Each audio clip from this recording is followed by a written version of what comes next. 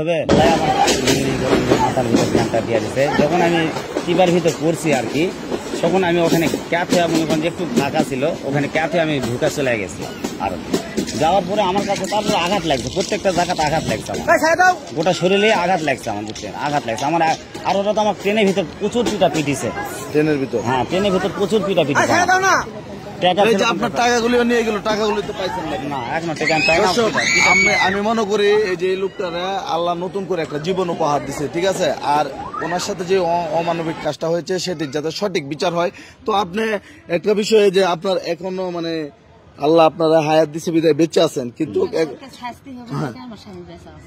কিন্তু একজনকে আপনি বললেন চিহ্নিত করছেন, উনি কি এখনো বাড়িতে আছে নাকি পলাতক আছে? এখন উনি পলাতক, এটা তো কেস হয়ে গেছে, 4টা জায়গাতে আমি কেস করছি অলরেডি। 4 জায়গা? হ্যাঁ 4 জায়গা। মানে দর্শক আমি বলবো আপনারা ওনার জন্য সবাই দোয়া করবেন। আমি আর ভিডিওটি বড় করবো না, উনি খুবই অসুস্থ। কারণ সর্বশেষ দেশবাসীকে কি বলতে চান যাতে এই যে আপনার সাথে যে অন্যায়টা হয়েছে, হ্যাঁ ভবিষ্যতে যাতে এরকম না হয়, বা আপনি যে মানে এত রিস্ক নিয়ে বেঁচে ফিরলেন, এই বিষয়টা একটু ক্লিয়ার করতে। আমি এটা শেষ পর্যায়ে বলবো যে আমার সাথে যেটা হয়েছে এটা আর যেন বাংলার কোন লোকের সাথে যেন না হয়। আমার সাথে যেটা হয়েছে, যে ঘটনাটা ঘটাইছে, এটা যেন আমার শত্রু যায় তার সাথে যেন এরকম ঘটনা না ঘটায় এরপরে। আর আমি ওদের শাস্তি চাই, কঠিন থেকে কঠিন শাস্তি চাই। এতে যদি আমার আরো কিছু করতে হয় আমি করতে শিকার। দর্শক আপনারা জানেন যে ওনার একটাই চাওয়া, উনি নতুন জীবন ফিরে পাইছে। যারা ওনার জীবন নিয়ে চিনিমিনি গেছে তাদের সর্বোচ্চ শাস্তি চাচ্ছে, ওদেরকে আইনের আওতায় এনে যাতে সঠিক বিচার করা হয়। তো মতিউর ভাই আপনার মানে আমি আমার কি মোবাইল চুরি করতে হবে? আমার গোয়ার নিচে থাকে মোটর সাইকেল, আর আমার মোবাইল চুরি করতে হবে? মানে এটা আপনার বাইক?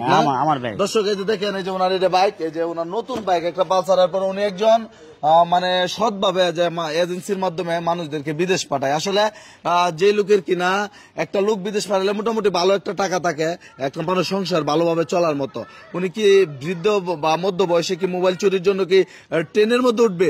এটা সম্পূর্ণ অমানবিক কাজ হয়েছে। তো আমি আরেকটি কথা বলতে চাই যে চুরির অপবাদ একটা মানুষের মান সম্মানে নিয়ে যারা খেলা করে, কোনো অপরাধ হয় না ভাই। তো এই অপরাধের শাস্তিটা কি? কি শাস্তি চাচ্ছেন? শাস্তি তো অনেক ধরনের। এর শাস্তি আমি ফাঁসি চাই, তাদের আমি ফাঁসি চাই। তাতে আমার সর্বোচ্চ শাস্তি, সর্বোচ্চ শাস্তি তাদের আমি ফাঁসি চাই। যাই এরা করেছে তার সর্বোচ্চ আমি ফাঁসি চাই। ওর সাথে যে লোক ছিল তার আমাদের ফাঁসি চাই। আমি তো মারাই গেছি, আমাকে মারবে কি? আমি তো মরাই গেছি অলরেডি। মানে জীবন নিয়ে আর আপনার কোনো ইয়া নাই? আমার জীবন এখন যে জীবনটা আছে এটা বোনাস পাইছেন? বোনাস আল্লাহ আমাকে বোনাস দিচ্ছে, আল্লাহর কাছে আমি এটা শুকরিয়া করি, আমি নতুন জীবন পাইছি। আমি যদি বোনাস পাইছি যে সহযোগিতা করতে, আমি তো ফগুননি না, কথাটা বুঝতে পারেননি, আমি তো ফগুননি না। তো যাই হোক, তো বাংলাদেশ আইন প্রশাসনকে বলবো আপনারা অবশ্যই বিষয়টা তদন্ত করে দেখবেন, ওনার যাতে যারা ওনার সাথে যারা অমানবিক কাজ করছে তাদের যাতে বিচার হয়। 3 দিন হচ্ছে দিতে আমার জান শেষ। আচ্ছা ঠিক আছে, তো দর্শক তো আমরা ভিডিওটি শেষ করে দিব। উনি খুব অসুস্থ, কিন্তু আপনার বড় ধরনের আমরা শরীরে কোনো আঘাত হয় না, এটা একটু অনেকে মনে করছে আঘাত লাগছে। আমার এখানে আঘাত লাগছে, এখানে আমার ওরা মারছে, প্রচুর মারা মারছে আমাকে এখানে আমি যে বুকে এক্সরে করলাম, খুব আঘাত লাগছে আমার। আর আমি তো হাঁটতে পারছি না, আমার মনে করেন যে গোটাটা পাই ফুলে গেছে এখান থেকে। আর এগুলো তো ভিতরকার গুলো দেখান যাবে, প্যান্টটা থাকলে আপনারা দেখতে পারতেন, ভিতরকার গুলো আমার দেখান যাবে না, আমার এলে ভিতরকার গুলো দেখান। তো ভিডিওটি যে দেখবেন, ওনাকে যাতে কোনো চুরি মানে অতীত চুরি করে নাই আর বর্তমানেও চুরি করে নাই, ওনার নামে যারা মিথ্যা অপবাদ দিচ্ছে তাদের যাতে সঠিক বিচার হয় এই প্রত্যাশা। উনি খুবই অসুস্থ, ওনার জন্য সবাই দোয়া করবেন। আর ভবিষ্যতে উনি বারবার একটা কথাই বলতেছে যে কিনা ভবিষ্যতে যাতে ওনার শত্রু যে তার সাথে যাতে এমন কাজ না হয়। তো এই কথা কেন এত খুব কেন, মানে এই মানে আপনি যে ট্রেনের মধ্যে ঝুলে ছিলেন ভাই, এটা আমার সাথে যেটা হয়েছে ভাই, আপনারা দেখছেন ভিডিওটা, হয়তো মানুষ মনে করছে যে মোবাইল টোবাইল চুরি করা হয়তো পেলা যাচ্ছে, এ করছে সে করছে।